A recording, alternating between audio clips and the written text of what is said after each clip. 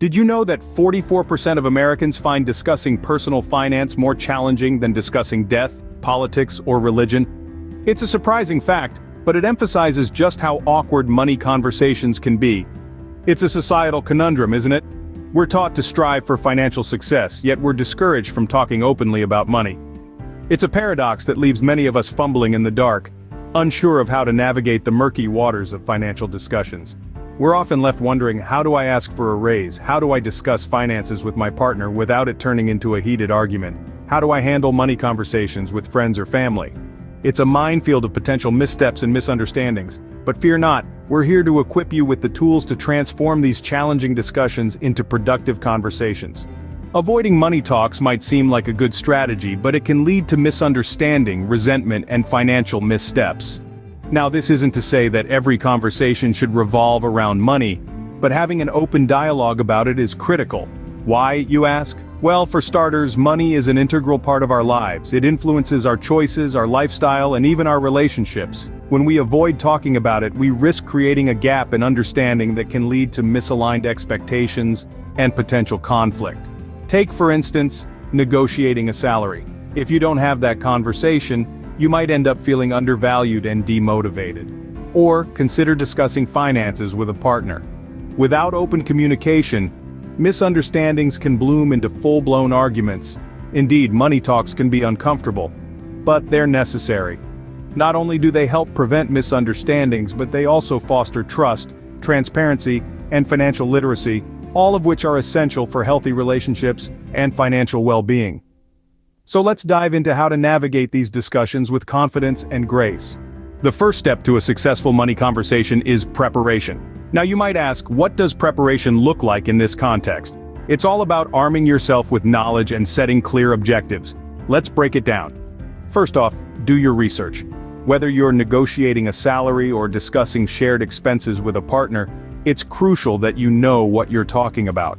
For instance, if you're negotiating a raise, understand the industry standards and your company's pay scale. If you're talking about shared expenses, know the average costs for the expenses you're discussing. Knowledge is power, and in this case, it's the power to communicate effectively and assertively about money. Next, be clear about your objectives. What do you hope to achieve from this conversation? A higher salary? A fair division of expenses? Understanding and articulating your goals before the conversation can guide your approach and help you stay focused. But wait, let's not forget the importance of emotional preparation. Money talks can trigger a range of reactions, some of them heated. Mentally prepare for possible reactions and decide in advance how you will respond. Will you stay calm and restate your points? Will you ask for a break to cool down? Remember, it's not just what you say, but how you say it that can influence the outcome of the conversation. It's also important to practice empathy. Understand that the other party may also find this conversation challenging. Be patient and listen actively to their concerns. This will help you build a bridge of understanding and find a middle ground. And lastly, have a plan B. If the conversation doesn't go as planned, what's your next step? Knowing this beforehand can help you stay composed even if things get a little rocky. With these preparation strategies, you're already halfway to a successful money conversation. Now that you're prepared, it's time to dive into the conversation. You've done your homework, you're equipped with the necessary tools, and you're ready to take on the challenge.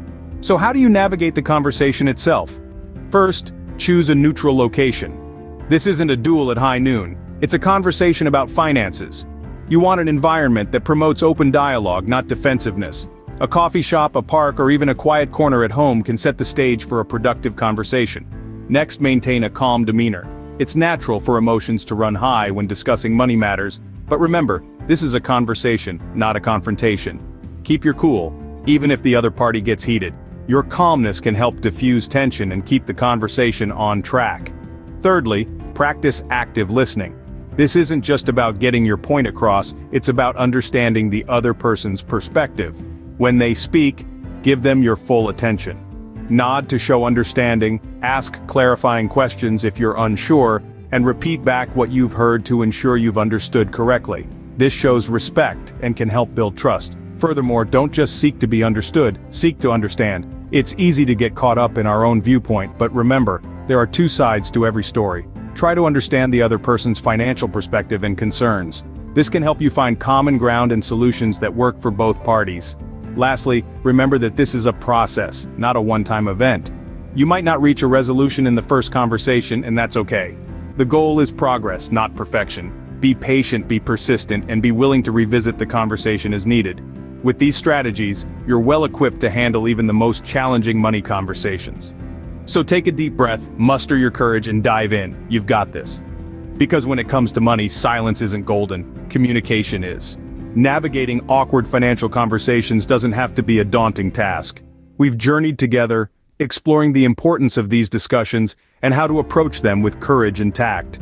We've underscored the significance of preparation, arming yourself with knowledge, and understanding your audience. We've also highlighted crucial strategies for success, such as listening attentively, asking open-ended questions, and maintaining a balanced perspective.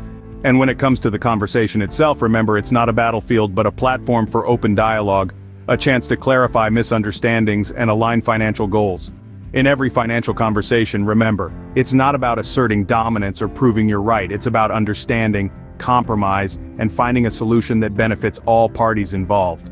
Remember, it's not about winning an argument, but about finding a solution that works for everyone involved. So, next time you have an awkward money conversation, remember these tips and navigate it with confidence. For more advice, don't forget to check out the link in the description.